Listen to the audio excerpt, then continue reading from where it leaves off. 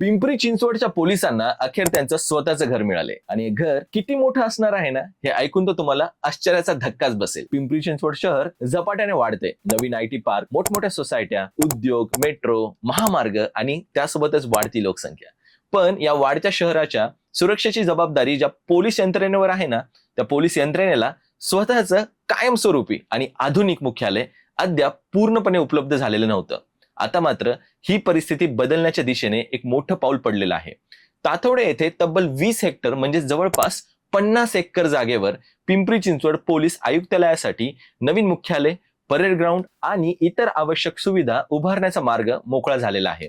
पण ही 20 हेक्टर जमीन नेमकी कुठे आहे, या निर्णयामागची पार्श्वभूमी काय आहे आणि या नवीन पोलीस संकुलनामुळे पिंपरी चिंचवडकरांना नेमका काय फायदा होणार आहे, हेच आपण आजच्या PCMC पल्स मध्ये समजून घेणार आहोत. पिंपरी चिंचवड पोलीस आयुक्तालयाची स्थापना 2018 मध्ये झाली. शहराचा विस्तार आणि लोकसंख्या वाढत असताना स्वतंत्र पोलीस आयुक्तालयाची गरज लक्षात घेऊन ही व्यवस्था उभी करण्यात आली. मात्र आयुक्तालयाची स्थापना झाली तरी त्यासाठी एक मोठं कायमस्वरूपी आणि सर्व सुविधा एकाच ठिकाणी असलेलं पोलीस प्रशासकीय संकुल उभारण्याचा प्रश्न कायम होता. आजही ऑफिशियल पोलीस वेबसाईटवर पोलीस मुख्यालय निगडी येथे असल्याचे नमूद आहे. या मुख्यालयातून राखीव पोलीस मनुष्यबळ, परेड, प्रशिक्षण, शस्त्रागार, भांडार आणि इतर महत्वाच्या जबाबदाऱ्या सांभाळल्या जातात. मात्र या परिस्थितीत आता मोठा बदल घडवण्याच्या दिशेने ताथोडे येथील जागेचा निर्णय महत्वाचा ठरतोय. ताथोडे पोलीस पशुसंवर्धन विभागाच्या अधिपत्याखालील वळूभाता प्रक्षेत्रातील एकूण 67.94 हेक्टर क्षेत्रापैकी 20 हेक्टर जमीन पिंपरी चिंचवड पोलीस आयुक्तालयाच्या मुख्यालयासाठी, परेड ग्राउंडसाठी आणि इतर संबंधित कार्यालयांसाठी देण्याचा प्रस्ताव आधीच शासनाच्या प्रक्रियेत होता. 10 ऑक्टोबर 2024 रोजी झालेल्या मंत्रिमंडळ बैठकीत या हस्तांतरणाला तत्वतः मान्यता देण्यात आली होती. त्यानंतर महसूल आणि गृह विभागामध्ये पुढील कार्यवाही देखील सुरू झाली आणि 2026 मध्ये या प्रक्रियेला आणखीन वेग आलाय. महसूल मंत्री चंद्रशेखर बावनकुळी यांनी ताथोडे येथील 20 हेक्टर जमीन हस्तांतरणाच्या प्रस्तावाला मान्यता दिल्याचं वृत्त समोर आलेलं आहे. त्यानंतर 1 जुलै 2026 रोजी शासन निर्णय जारी झाल्याची माहिती देखील उपलब्ध आहे. पण इथे मात्र एक गोष्ट समजून घेणं महत्वाचं आहे. 20 हेक्टर जमीन मिळाली म्हणजे दुसऱ्या दिवसापासून तिथे पोलीस मुख्यालयाची इमारत उभी राहणार नाहीये. जमीन हस्तांतरण हा या मोठ्या प्रकल्पातील महत्वाचा पहिला टप्पा आहे.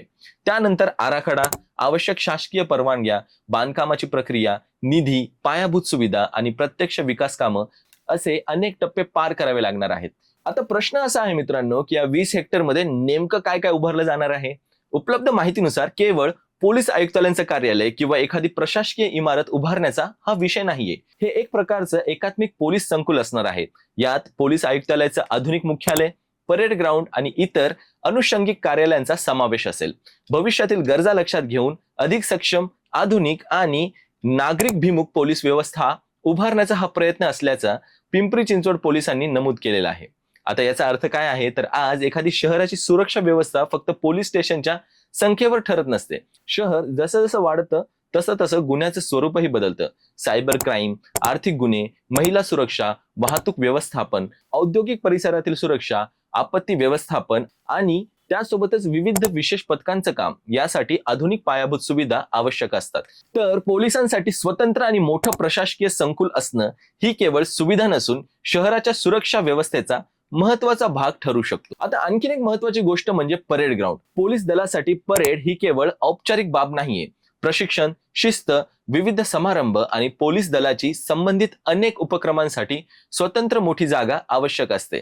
आणि यामध्ये सर्वात मोठा मुद्दा असा आहे की भविष्यातील पिंपरी चिंचवड, कारण आजचं शहर आणि पुढच्या 10-15 वर्षानंतरचं शहर एकसारखं असणार नाहीये. वाकड, ताथोडे, पुनावळे, रावेत, मोशी, चरोळी, चाकणच्या दिशेने होणारा विस्तार, वाढणारी लोकसंख्या आणि वाढणारी वाहतूक यामुळे पोलीस यंत्रणेवर ताण मात्र नक्की वाढणार आहे.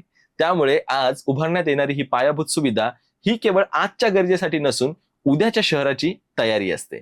या संपूर्ण प्रक्रियेत राजकीय आणि प्रशासकीय पातळीवर अनेक वर्षांपासून पाठपुरावा झाल्याचं उपलब्ध माहितीनुसार दिसतंय. आमदार महेश लांडगे यांनी या जागेसाठी सातत्याने पाठपुरावा केल्याची बातमी देखील आहे. तर शासनाच्या विविध विभागांमध्ये या जमीन हस्तांतरणाची प्रक्रिया पुढे नेण्यात आली आहे. मात्र या निर्णयाची आणखीन एक बाजू देखील आहे. ताथोडे येथील या जागेबाबत पर्यावरणाच्या मुद्द्यावर काही आक्षेप आणि पर्यायी जागेची मागणी देखील समोर आलेली आहे. त्यामुळे आता पुढचं आव्हान फक्त मुख्यालय उभारणं एवढंच नाहीये, तर सुरक्षा, विकास आणि पर्यावरण यांचा योग्य तो समतोल साधणं हे देखील आहे. उपलब्ध माहितीनुसार काही लोकप्रतिनिधींनी या जागेवर पर्यायी जागेचा विचार करण्याची मागणी देखील केलेली आहे. आणि म्हणूनच हा प्रकल्प प्रत्यक्षात उभा राहताना त्याचं नियोजन पारदर्शक, शाश्वत आणि शहराच्या भविष्यातील गरजा लक्षात घेऊन होणं तितकंच महत्वाचं आहे. तर ते संपूर्ण शहराचा कायदा आणि सुव्यवस्थेच्या यंत्रणेचं महत्वाचं केंद्र असतं. तर सध्या चित्र असं आहे की 20 हेक्टर जागेचा निर्णय पुढे आला आहे.